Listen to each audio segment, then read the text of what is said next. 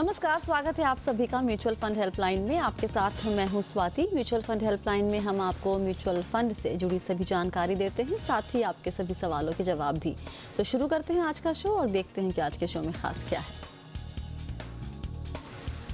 करीब 25% रिटर्न अगर मिल रहा है किसी निवेश में तो उस निवेश में बने रहना चाहिए या फिर वहां पर प्रॉफिट बुकिंग करना होगा बेहतर। एक ही फंड हाउस की कई स्कीम लेने के क्या होते हैं नुकसान। 3 से 5 साल के लिए निवेश करना कहां होगा फायदेमंद। और फंडनामा में इस हफ्ते हम जान रहे हैं कि हमारे एक्सपर्ट की राय में 2020 के घटनाओं से निवेशकों को क्या सीख लेनी चाहिए। और शो में हमारे साथ जुड़ गए हैं फाइनेंशियल रेडियंस के फाउंडर राजेश मिनोचा। राजेश, बहुत बहुत स्वागत है आपका शो में। कैसे हैं आप? थैंक यू स्वाति, बहुत बढ़िया। आप कैसे हैं? बहुत बढ़िया, शुक्रिया। पहला सवाल लेते हैं। अदिति करापुरकर हमारे साथ जुड़ रही हैं फोन लाइन पे। अदिति जी नमस्ते, कहाँ से बात कर रही हैं? मैं गोवा से हूँ। गोवा से, अच्छा बताइए क्या सवाल है आपका। मेरे I have mutual funds in 3 fund houses, ICICI, Kotak में और निपॉन में। अच्छा। तो अभी 4-5 साल से मैं निवेश कर रही हूँ। I started putting in mutual funds from 2005 actually, but अभी मेरे स्क्रिप्ट में, सभी स्क्रिप्ट में मैंने डाला है। आपको मैंने वो डिटेल्स हमारे पास है, आप जानना क्या चाहती हैं?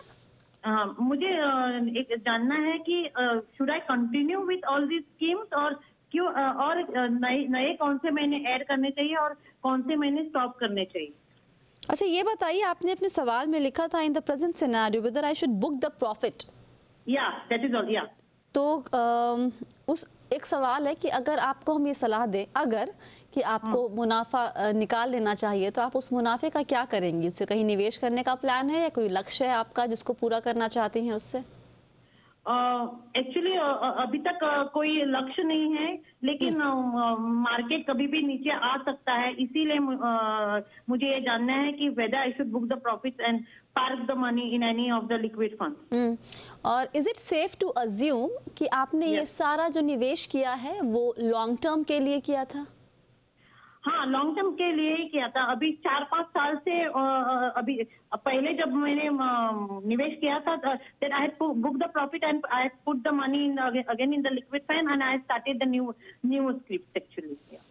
Okay, all right. बताइए राजेश, पोर्टफोलियो आपके पास है और बहुत सारे फंड है इनके पोर्टफोलियो में राजेश।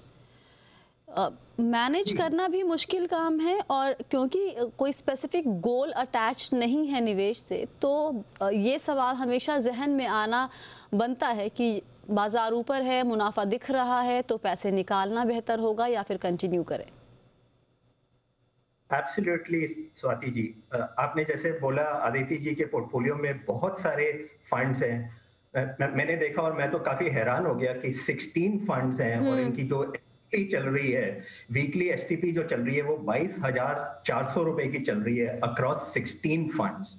तो एक्चुअली होता क्या क्या है कि बहुत बार निवेशक ये सोचता है कि अगर मेरे पास बहुत सारे फंड्स है तो मैंने डाइवर्सिफिकेशन कर लिया है। तो अगर देखा सही माने में ये डाइवर्सिफिकेशन नहीं है।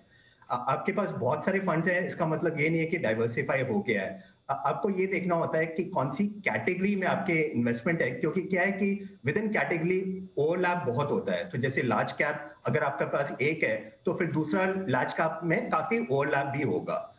तो मेरे हिसाब से तो पहले तो उनको ये देखना चाहिए कि पहले आइडेंटिफाई कर लें कि क्या कैटेगरीज हैं और इनका कोई लक्ष्य नहीं है। इन्वेस्टमेंट किसी लक्ष्य के साथ किया जाए तो वो ज्यादा इंपॉर्टेंट रहता है, क्योंकि क्या है कि बीच में मार्केट गिर सकती है और जैसे ही उनका लक्ष्य अगर पास आता है तो फिर प्रॉब्लम हो जाएगा। तो मेरे हिसाब से पहले इनको देखना चाहिए कि क्या लक्ष्य है, फिर उसके हिसाब से पहले इक्विटी में रहें, ठीक है, लेकिन 1 साल पहले वो उसको पैसे को सेव करना स्टार्ट कर ले, मतलब कि उसको कन्वर्ट करना वो स्टार्ट कर लें और कौन से फंड से निकलना है, कौन से नहीं निकलना है, लिस्ट बहुत बड़ी है, हमारे पास जो टाइम है वो बहुत थोड़ा है।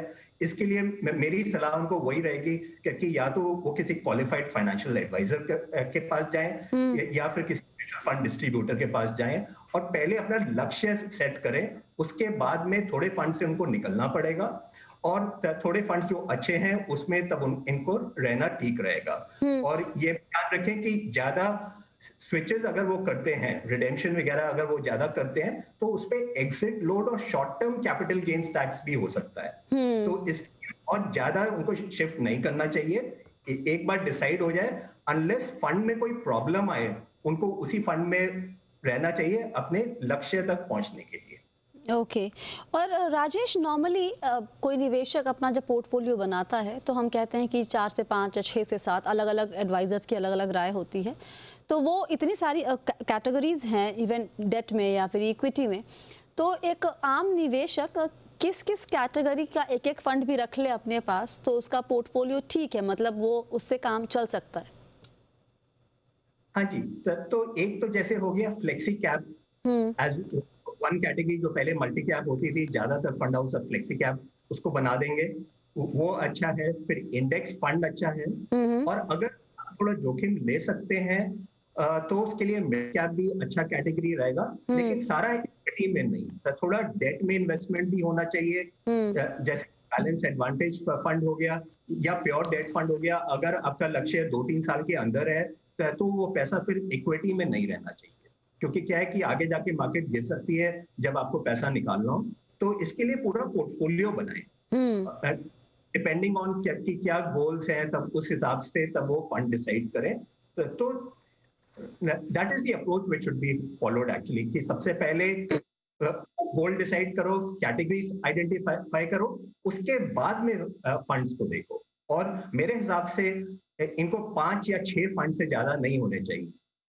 और एक सवाल इनका था कि 3 साल में 1 करोड़ 20 लाख जोड़ना चाहती हैं, 22,400 का इनका निवेश चल रहा है प्रति माह का। टारगेट पूरा करना बहुत ही मुश्किल होगा?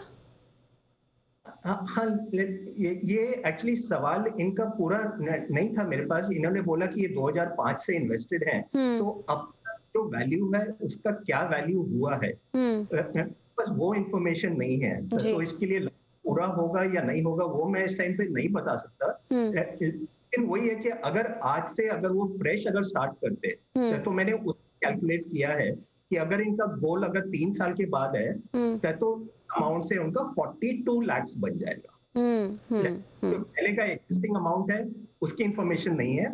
और ये मैंने कैलकुलेट किया 12% के रिटर्न के हिसाब से, जो मेरे से बहुत ज्यादा मैंने अज्यूम किया हुआ है, क्योंकि इनका लक्ष्य बहुत पास में ही है।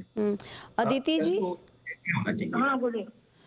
आपके पोर्टफोलियो में ना बहुत सारे बदलाव करने की ज़रूरत है आपकी पूरी प्लानिंग में, ठीक है? जैसा कि राजेश ने कहा कि आपने 3 फंड हाउस की, एक ही फंड हाउस की बहुत सारी स्कीम ली हुई है, आपने एक जैसी बहुत स्कीम्स ली हुई हैं, है ना?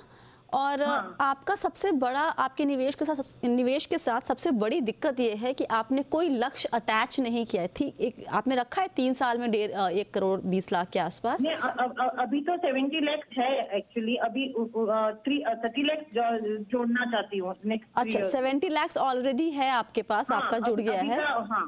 और अब आपको उसके ऊपर चाहिए, और है ना 50 लाख के आसपास आपको और जोड़ने। तो ये कैलकुलेट 30 लाख, 70 लाख है तो 30 लाख इन 3 इयर्स। ठीक है, वो हो जाएगा आई थिंक, राजेश, राइट?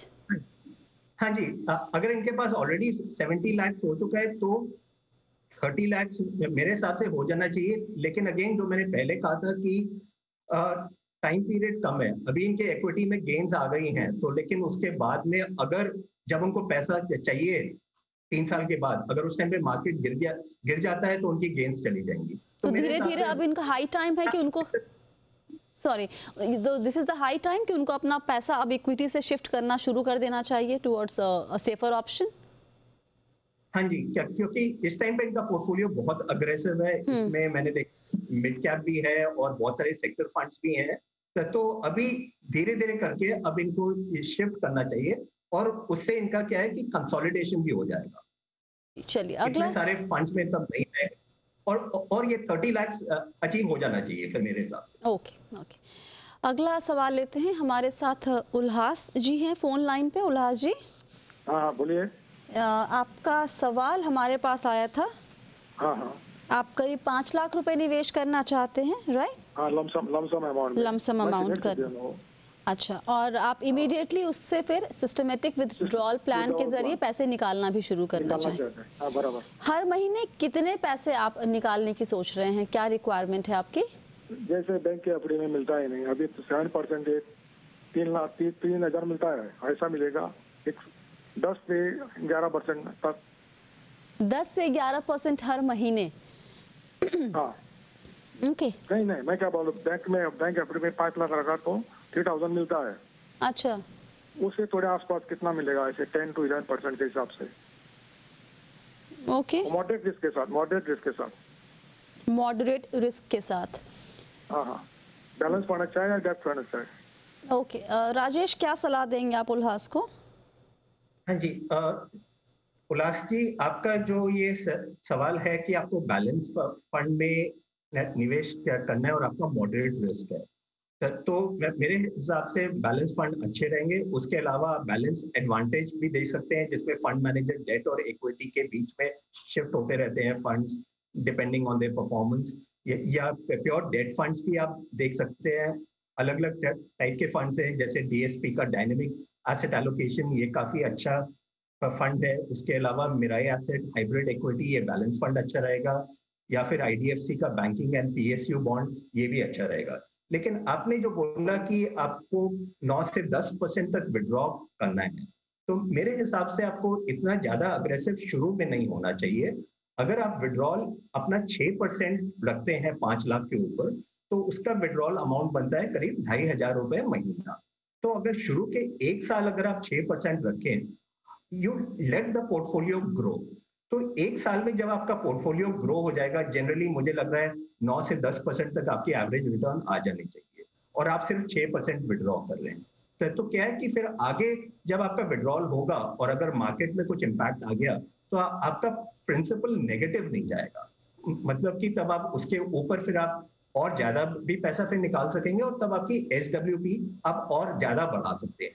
लेकिन आपने अगर शुरू में अभी से ही ज्यादा एसडब्ल्यूपी कर लिया और अगर मार्केट अब से गिरना स्टार्ट हो गया, तो क्या है कि आपका जो 5 लाख जो आप अभी इन्वेस्ट कर रहे हैं, तब उसकी अमाउंट घट जाएगी, क्योंकि आपका विड्रॉल ज्यादा हो जाएगा एज जो आपकी रिटर्न्स आ रही है। ओके, चलिए यहाँ पर एक छोटा सा ब्रेक लेते हैं। ब्रेक के बाद हम कुछ और सवाल लेंगे, जवाब देने की कोशिश हमारी पूरी होगी।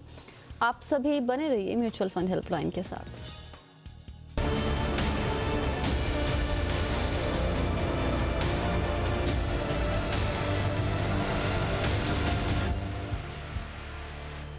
म्यूचुअल फंड हेल्पलाइन में एक बार फिर से आप सभी का स्वागत है। आज आपके सवालों के जवाब दे रहे हैं हमारे एक्सपर्ट राजेश मिनोचा। अगला सवाल लेते हैं, दीपक कुमार हमारे साथ जुड़े हैं फोन लाइन पे। दीपक जी नमस्ते, कहाँ से बात कर रहे हैं? नमस्ते मैम। मैं कानपुर से बोल रहा हूँ। अच्छा, बताइए क्या जानना चाहते हैं? हाँ मैम, मेरे 2 सवाल हैं। पहला तो मेरा सवाल ये है कि मैम हम लोग जैसे मैं कुछ अपना कैश जो है उसको रेडी रखना चाहता हूँ कि कभी भी जैसे मार्केट क्रैश हो या फॉल हो, तो एक मेरे पास ऐसा पैसा रहे जिसको मैं कहीं पे संभाल के रख सकूं। मैं उसको सेविंग अकाउंट में नहीं रखना चाहता बैंक के, क्योंकि इंटरेस्ट रेट बहुत नीचे आ गया है। तो ऐसा कोई लिक्विड फंड हो या कुछ ऐसा मीडियम हो जिसमें मैं 24 आवर्स के अंदर मैं पैसा अपना वापस अपने डीमैट अकाउंट या अपने ट्रेडिंग अकाउंट में ले आऊं और मुझे उसमें इंटरेस्ट जो है सेविंग अकाउंट से ऊपर मिले। अच्छा, ठीक है। पहला सवाल मेरा ये है। दूसरा सवाल मैम ये है कि मुझे कोई अच्छे गुड इंडेक्स फंड या कोई स्मॉल कैप फंड मुझे बता दीजिए जिसमें मेरा इन्वेस्टमेंट होराइजन 3 से 5 साल का हो। इंडेक्स फंड या स्मॉल कैप या इंडेक्स फंड? दोनों बता दीजिए। कोई एक दो इंडेक्स फंड अच्छे या स्मॉल कैप में भी इन्वेस्ट करना है, क्योंकि मेरे पास कोई भी स्मॉल कैप नहीं है। अभी आपके पोर्टफोलियो में क्या क्या है फंड्स? अभी मेरे पोर्टफोलियो में एक तो पराग पारिक है और ये मल्टी कैप में हो गया, और एक मेरे पास लार्ज कैप है एक्सिस का ब्लू चिप वाला। अच्छा, ओके, ठीक है। तो अभी ये जो इन्वेस्टमेंट का होराइजन है ये 3 से 5 साल के लिए मैंने रखा है, मैक्सिमम 5 साल के लिए। तो जैसे मैंने देखा है मैम कि मैंने कहीं सुना था कि इंडेक्स फंड में जैसे अभी क्या होता है, मल्टी और लार्ज में क्या होता है, एक रिस्ट्रिक्शन होता है, इतने परसेंटेज आपको लार्ज में ही रखना है, इतने परसेंटेज में ये होता है। तो इंडेक्स फंड में ऐसा कुछ ज़्यादा बहुत रिस्ट्रिक्शन नहीं होता है कि परसेंटेज आपको इतना रखना ही रखना है, ऐसा मैंने कहीं सुना है। इस वजह से मैं सोच रहा हूँ इंडेक्स फंड के बारे में थोड़ा बताते हुए आप एक दो अच्छे इंडेक्स फंड बता दें।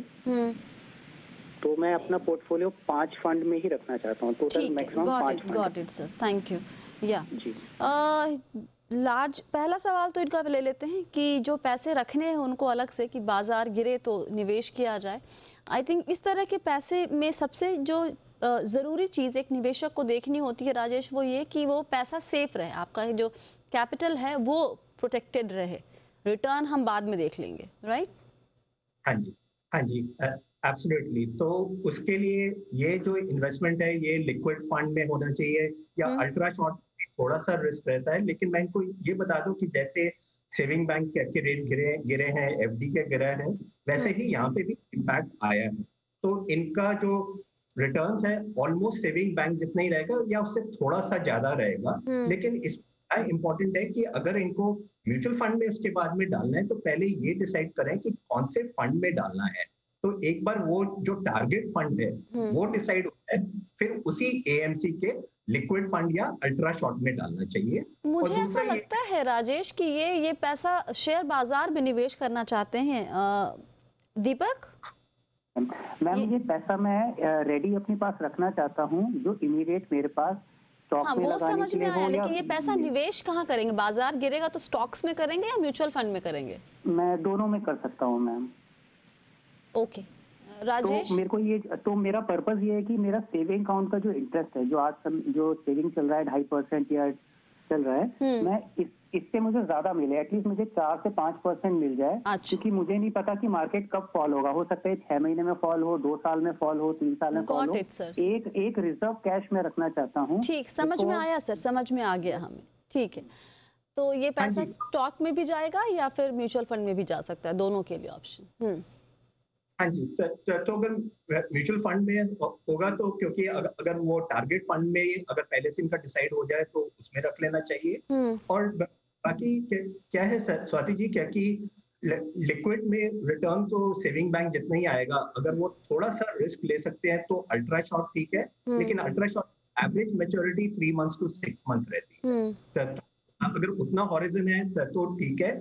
और दूसरा फायदा मेरे को ये दिख रहा है कि अगर वो बैंक अकाउंट में रखेंगे तो आप और मैं ये जानते ही है कि बैंक अकाउंट में पैसा रहता है तो बहुत जल्दी खर्च भी हो जाता है। तो एटलीस्ट अगर लिक्विड फंड में चला गया तो वो पैसा तब इनका इन्वेस्टमेंट में ही काम आएगा। तो उस हिसाब से अच्छा रहेगा। Okay, all right. और ये इंडेक्स फंड और स्मॉल कैप की बात कर रहे थे 3 से 5 साल के लिए। मुझे लगता नहीं है कि ये 3 से 5 साल का नज़रिया इंडेक्स फंड में तो फिर भी चलो एक बार को समझ में आता है, स्मॉल कैप के लिए कतई सही नहीं होगा। आपका क्या टेक है इस पे राजेश? हाँ जी, एब्सोल्युटली। तो स्मॉल कैप क्या है कि ये बहुत टैक्टिकल फंड है, मतलब कि आपकी रिटर्न्स बहुत ज्यादा आ सकती हैं, लेकिन हमने पहले भी देखा कि कैसे रिटर्न्स एक साथ गिर भी जाती हैं। तो उसमें स्मॉल कैप एडवाइजेबल नहीं है। अगर वो चाहते ही हैं तो फिर एसबीआई या एक्सिस स्मॉल कैप देख सकते हैं, लेकिन उसमें 40 से 50% फॉल हो सकता है। अगर इतना फॉल लेने के लिए वो तैयार हैं तो फिर मेरे हिसाब से स्मॉल कैप में डाल लेना चाहिए। रही बात इंडेक्स फंड्स की, तो आजकल बहुत टाइप के इंडेक्स फंड्स आते हैं, जैसे कि निफ्टी इंडेक्स हो गया या सेंसेक्स का हो गया, या उसके अलावा और भी मिड कैप वाले इंडेक्स फंड्स भी होते हैं। तो पहले इनका वही डिसीजन होगा कि कौन सा इंडेक्स फंड लेना है, और ये तब सिंपली जो इंडेक्स की रिटर्न्स रहती है वही रिटर्न्स इनको मिल जाएंगी। तो सारे फंड्स एक जैसे ही होते हैं, वो खाली ट्रैकिंग एरर होता है जो हम कहते हैं कि उसमें थोड़ा सा डिफरेंस रह सकता है। नहीं तो इंडेक्स फंड सब एक जैसे ही होते हैं। यूटीआई का अच्छा इंडेक्स फंड है, फिर आईसीआईसीआई का है, या उसके अलावा वो जो भी इंडेक्स फंड ले लें बहुत ज्यादा डिफरेंस उसमें नहीं होगा। स्मॉल कैप के लिए मेरी तो सलाह नहीं करें। ओके, सो दीपक जी, स्मॉल कैप को आप अवॉइड कीजिए इस समय अवधि के निवेश के लिए। इंडेक्स फंड में हमने आपको विकल्प बता दिया है कि आप कौन सा इंडेक्स फंड चुन सकते हैं। चलिए, सवाल जवाब का सिलसिला यहाँ पर हम ख़त्म करते हैं और रुख करते हैं हमारे ख़ास सेगमेंट फंडनामा की तरफ।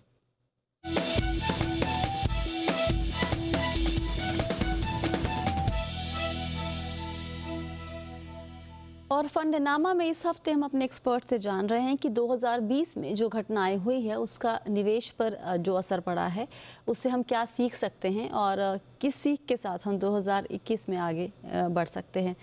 राजेश बताइए, आपके लिए कितनी सारी सीखें आपको इस बार लगता है कि निवेशकों को सीखने को मिली है 2020 में? अच्छा स्वाति जी, तो ये इस क्वेश्चन के बारे में मैं सोच रहा था, तो मेरे को इसेंशली अगर मैं सब मिलाऊं तो मेरे हिसाब से 4 बहुत इंपॉर्टेंट थी। एक सबसे इंपॉर्टेंट ये है कि निवेशक को ये समझना चाहिए क्योंकि निवेश हो रहा है म्यूचुअल फंड्स में या वो बाजार में जाके अगर वो कुछ खरीद रहे हैं, बात एक जैसा ही होता है। जब हम रिटेल स्टोर में जाते हैं तो हम कैसे डिस्काउंट वगैरह ढूंढते हैं या दिवाली सेल होता है तो हम सबसे ज्यादा वहां पे खरीद लेते हैं। म्यूचुअल फंड्स भी बिल्कुल वैसा ही होता है। जब मार्केट गिरती है तो वो टाइम होता है और खरीदने का। ज्यादातर लोग घबरा जाते हैं और वहां से एग्जिट कर लेते हैं। ऑब्जेक्टिव यही होता है कि उस टाइम पे ज्यादा खरीदो और तब आपको ज्यादा यूनिट्स मिल जाएंगी और ये आपको आगे जाके बहुत अच्छी रिटर्न्स देंगी जब मार्केट अच्छा करेगी। दूसरी सीख मैं ये कहूंगा कि एसेट एलोकेशन बहुत इंपॉर्टेंट है। हमने देखा मार्च अप्रैल में जब मार्केट 40 से 50% गिरी और जिनका सिर्फ इक्विटी में एक्सपोजर था उनका पोर्टफोलियो वैल्यू बहुत गिर गया था, और जिनको फंड्स का रिक्वायरमेंट था अगले 4-6 महीने में, उनको फिर बहुत ज्यादा इसके लिए मुश्किल आ गई क्योंकि उनको पैसा लॉस में निकालना पड़ा। तो इसके लिए गोल बेस अगर वो रखें कि जो पैसा उनको नियर फ्यूचर में चाहिए वो डेट में रहे, लॉन्ग टर्म वाला पैसा इक्विटी में रखें, ये बहुत इंपॉर्टेंट है। तीसरी सीख ये है कि जब भी मार्केट गिरती है सारे फंड्स गिरते हैं, भले ही वो अच्छे फंड्स हो या बुरे फंड्स हो। मेरे हिसाब से ये टाइम बहुत अच्छा टाइम रहता है कि आप अपना पोर्टफोलियो देखो और आपको लगेगा कि ये फंड्स जो थे वो मैंने गलती से इन्वेस्ट कर लिए थे, ये अच्छे फंड्स नहीं है। अगर आपकी रिसर्च ये बोलती है कि ये गलती थी तो उस टाइम पे ये गलती को ठीक करना बहुत अच्छा रहेगा, क्योंकि सारे फंड्स गिरे होंगे। आप वो वाला फंड बेच के आप नया फंड ले लोगे जो आपके लिए अच्छा फंड रहेगा और वो भी आपको उस टाइम पे सस्ते प्राइस में मिल जाएगा, तो वो आपके लिए लॉन्ग टर्म अच्छा होगा। और फाइनली चौथी सीख मेरे को यही लगी है कि मार्केट जब गिरती है तो होता क्या है स्वाति जी कि सब लोग ना पैनिक हो जाते हैं और तब वो अपना गोल लक्ष्य सब भूल जाते हैं। उनको लगता है कि आज मार्केट गिर गई, अगले दिन कहीं और गिर गई, मेरा पैसा डूब रहा है। तो मेरे हिसाब से पैसा डूब नहीं रहा है, इट्स जस्ट दैट कि आपको अपॉर्चुनिटी दे रहा है कि आप और ज्यादा उस टाइम पे खरीद सकें।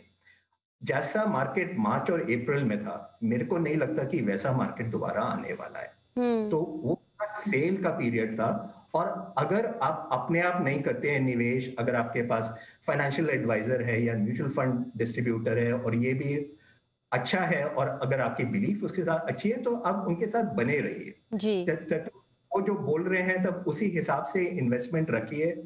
और इक्विटी जनरली तो मैं नहीं बोलता कि इक्विटी में लमसम डालना चाहिए, लेकिन बीच में अपॉर्चुनिटी आती है। हमने 2008 में भी देखा था, बहुत अच्छी अपॉर्चुनिटी आई थी। उसके बाद में जो बेस्ट अपॉर्चुनिटी मेरे को दिखा था वो 2020 में ही आई थी। तो ये 8-10 साल के बाद ही आती हैं इस टाइप की जो अपॉर्चुनिटीज होती हैं, तो उस टाइम पे आप जितना खरीद सकते हैं आपको खरीद लेना चाहिए। और साथ में ये बात भी ख्याल रखिए कि रिस्क किस तरीके का आएगा निवेश पे, ये आप शायद कभी पकड़ नहीं पाएंगे, समझ नहीं पाएंगे। तो और उस रिस्क का अगर वो सामने आ जाता है तो कैसा आपके निवेश पे इम्पैक्ट होगा ये भी समझना आपके लिए मुश्किल है। तो अपनी रिस्क की क्षमता को पहले पहचानें और उसके हिसाब से आप निवेश कीजिए। ज़्यादातर सवाल इस बार जो आए हैं हमारे पास पिछले बीते कुछ महीनों में वैसे दर्शकों के आए हैं जिन्होंने 3-4 साल पहले से निवेश किया था और उनको अपने निवेश में काफ़ी गिरावट देखने को मिली थी। जो 7, 10, 15 साल वाले हैं वैसे सवाल हमारे पास कभी नहीं आते, वहाँ पर हमेशा उनको प्रॉफिट में वो दिखते हैं थोड़ा बहुत ऊपर नीचे। तो एक तो कंटिन्यू कीजिए, डिसिप्लिन रखिए और रिस्क अपनी समझिए कितना ले सकते हैं, फिर निवेश करें। बहुत बहुत शुक्रिया राजेश आज सभी सवालों के जवाब देने के लिए। Thank you Swati ji. और आपको अपने सवाल हमें अगर भेजने हैं तो सवाल जहां भेज सकते हैं वो सब डिटेल्स आपकी स्क्रीन पर है। सवाल जब भी भेजते हैं तो नाम और नंबर ज़रूर लिखिए ताकि आपसे हम बात भी कर सकें। साथ ही सवाल के साथ कभी कभी अपना फीडबैक भी दे दिया करें। फिलहाल के लिए शो में इतना ही। आप सभी बने रहिए जी बिजनेस के साथ। नमस्कार।